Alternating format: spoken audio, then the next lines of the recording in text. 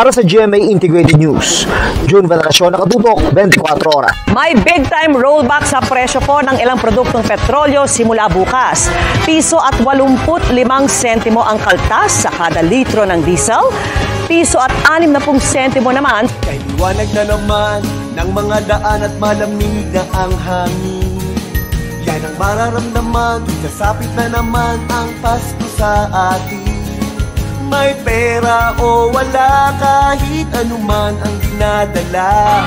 Basta pamilya isama-sama, di ba't kay saya? Dahil Pasko na, maligayang Pasko, kantahan tayo. Maligayang Pasko, sayawan tayo. Maligayang Pasko sa mga Pilipino. Maligayang Pasko sa buong mundo.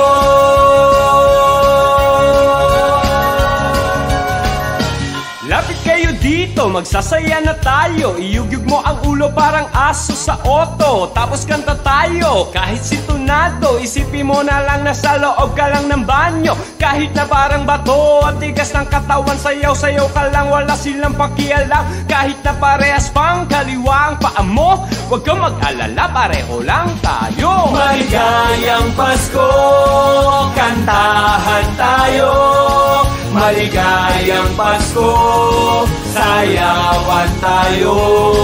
Maligayang Pasko sa mga Pilipino. Maligayang Pasko sa buong mundo.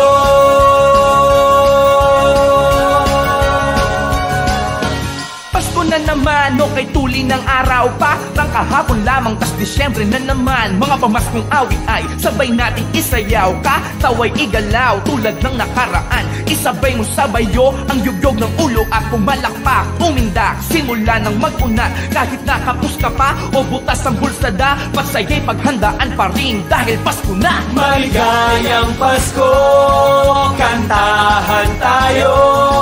Maligayang Pasko, sayawan tayo.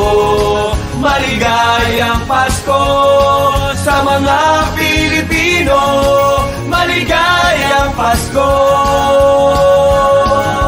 sa buong mundo. Kayo'y aming pasasayahin hanggat kaya ng katawan namin.